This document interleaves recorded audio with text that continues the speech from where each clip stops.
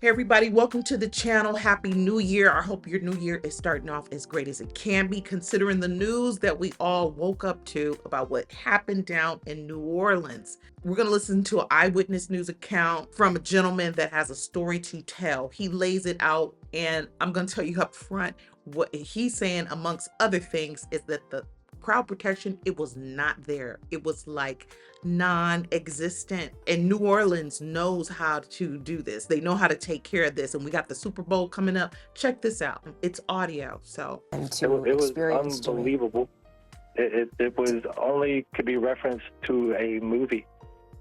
The way Did you see the pickup truck, Jimmy? Did you hear the gunshots that were apparently fired after this happened, or had you been in the nightclub at the time that this happened? The gunshots is what we thought was the commotion up the street, I see. but it was so loud where we were kind of like in the thick of it. Like every eye shot, body, body, body, body, body. It's difficult to hear. I'm sure it was far worse to witness. And as soon as we got up to the balcony, he had already advanced 8 to 10 blocks. And that's what I was trying to tell the other people, is there were no barricades. Like, this barricade stuff they're saying is not true. Were there This any man was barricades able at to- any part of Bourbon Street when you came Yes, into the we French have- Quarter? Yes, we have tank barricades, like the metal, hydraulic raising, unrammable barricades, because this has happened so many times. When we got there, me and my friend were surprised that they hadn't put these up, because usually you can walk safely in the middle of Bourbon once you hit Bourbon. They weren't up. So you still kind of had to watch your back for cars, but this is at 8 p.m. So now we're at 3:15, 3:10 a.m. They never put the barricades up. This man was able to hit 70 miles an hour for a clean 8 to 10 blocks down Bourbon. So you heard that, people. The crowd protection just was not there. I'm going to play the rest of that interview. I'm not going to interrupt it, but I just want to say it. You heard too that this happened in Germany. I'm in Germany. Happened in a small town called Magdeburg. I've been there many times. It's a sweet little town known for their open air festivals, and the Christmas markets are throughout Germany. But even for a small town, you see this is going down. No car should be picking up speed like that and getting access to a crowd. No way. It shouldn't even be possible. But we're going to finish hearing from the eyewitness, Jimmy Catherine, this man. Let's listen. On Bourbon Street when this happened. Jimmy Cohan. Jimmy, can you hear me okay? Yes, ma'am. How are you doing? Blessed, but I've been better. I bet. Can you walk us through where you were this morning and describe what you saw? We were kind of finishing out the night coming from Bourbon towards Canal, and there was a lot of commotion at the end, so we ducked off into a nightclub for a moment to let all that settle, what we thought was settling.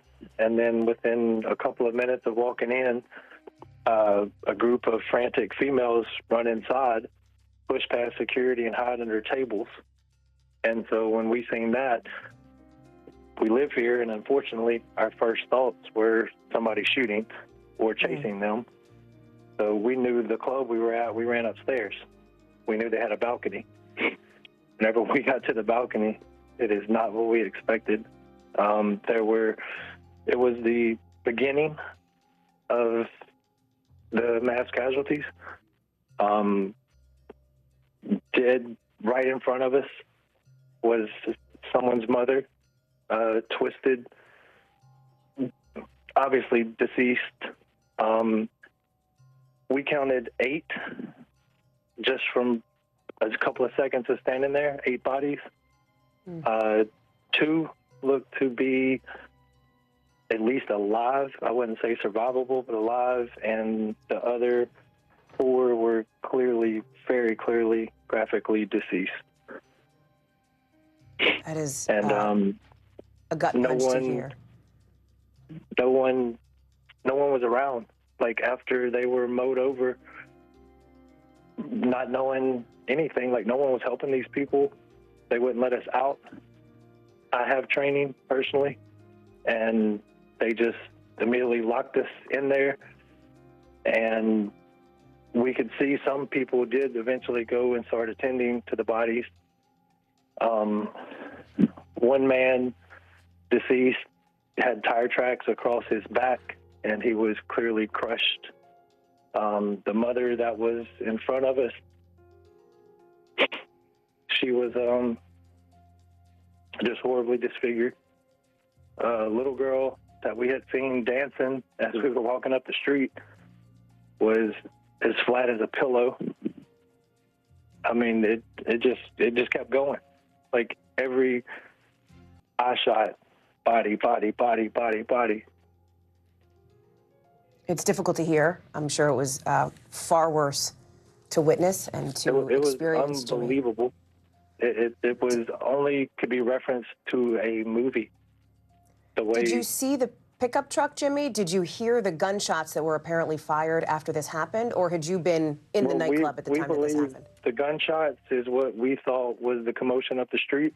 I see. But it was so loud where we were kind of like in the thick of it. And then the truck, we heard the truck barrel by as more people piled in. And as soon as we got up to the balcony, he had already advanced 8 to 10 blocks. And that's what I was trying to tell the other people, is there were no barricades. Like, this barricade stuff they're saying is not true. Were there any barricades at any part of Bourbon Street when you came into the French Quarter? Yes, we have tank barricades, like the metal, hydraulic raising, unrammable barricades, because this has happened so many times. When we got there, me and my friend were surprised that they hadn't put these up, because usually you can walk safely in the middle of Bourbon once you hit Bourbon. They weren't up.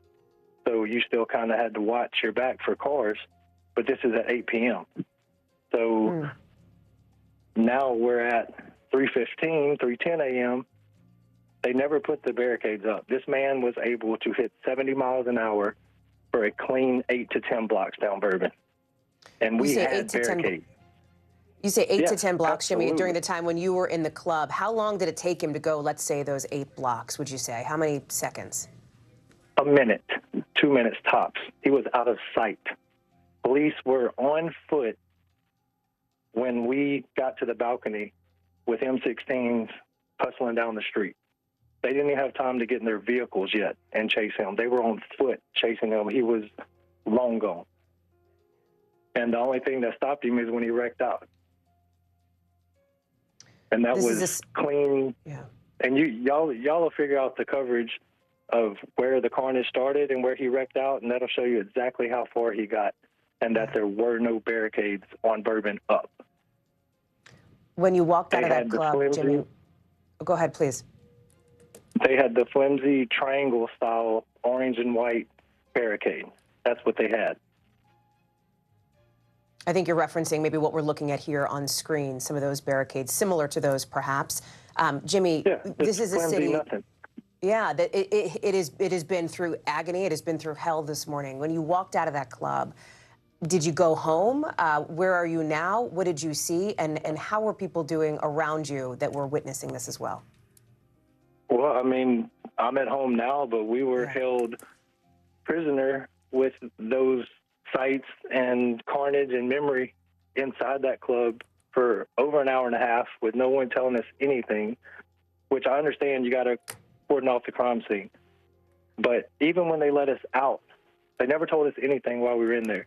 Like, a lot of us knew what happened, but some didn't. But even when they came in and told us to leave, they just started grabbing us. The police just started grabbing us by our clothes, throwing us out. And if you've seen my Facebook video, you can hear them in the background just throwing us, literally physically grabbing hold of us and yanking us out the door. Doesn't matter who we were with, because my buddy that went with me, I think he went to the restroom. So when they said get out, they didn't care who you were waiting on. They wanted you out now. And if you didn't, they told you were resisting. They yanked us out. So me and him got separated. They put their hands on him, yanked him out because he's looking for me. And just the way they treated us after that. And the bodies are still there. They're just covered up with pink sheets. And you can see that in the video. So Jimmy they Cohan. walk us out past all these bodies again, treat us like crap and say, have a nice night. Unimaginable horror in New Orleans this morning. Jimmy Cohan, we are so grateful to you for sharing what you saw, for helping to fill in some of the details, some of the questions that so many people around the country have. We have some issues and we need to get some stuff straight with this crowd. Safety is out of control. So it is no ifs, ands, or buts about it. No if I coulda, woulda, shoulda after the fact, people losing their lives, families being devastated. We got to do things another way. We got to have hard barriers at all times. You organize an event where it's outdoors in a public space, even indoors, the crowd protection, it just has to be there on that level. If you're having an event, they never tell the public everything all at once, but a lone wolf, this seems really organized. It doesn't even matter if it's a domestic radical or someone from another country. I mean, who knows these people's motivations, but it's all kinds of crazy. It is crazy. It's coming from an insane place. You can't even treat animals like this. We have strong laws about mishandling animals. So, treating a human being, many human beings like this. I mean, you heard him. The man just had free reign. He just plowed through at top speed. I mean, 70 miles an hour. And of course, the Super Bowl is coming up. It's going to be heightened security regardless. And just like, it's after the fact. They putting up all these hard barriers, not allowing cars. Hey, and it doesn't matter what side of the aisle you're on, red or blue, Democrat. I'm sure that crowd was full of Democrats and Republicans. It doesn't matter. It's about public safety. It just has to be paramount. It is paramount. Nobody wants to wake up to these stories. It's, you can't safeguard against everything, but these kind of no-brainers, we just can't let the public be easy pickings for these radicals, for these people that are just bent on destruction. That's a real dark, low vibrational spirit right there. And these copycats, Europe doesn't have this kind of thing going on much with the weapons and all that, but there are copycats, and we had that on Christmas. It just seems like it's never long enough before the next outrageous thing happens. I will follow this story. I will keep up with the story. And we know that Biden had something to say, and Trump, he's going to be sworn in soon. He always has a lot to say. They're getting down to it where he originated. He has Texas plates, but it's an ongoing investigation. We already have his name. I don't even want to say his name. I'm just like, it's really about crowd protection. I did another video talking about something that happened at Phoenix Airport. Insanity. What's going on? I mean, on Christmas Day, and these were definitely Americans on Christmas Day acting a fool at the Phoenix Airport. 2 different incidents that were somehow related, but not related. Just people. It just seems like it's so easy for people to act a fool.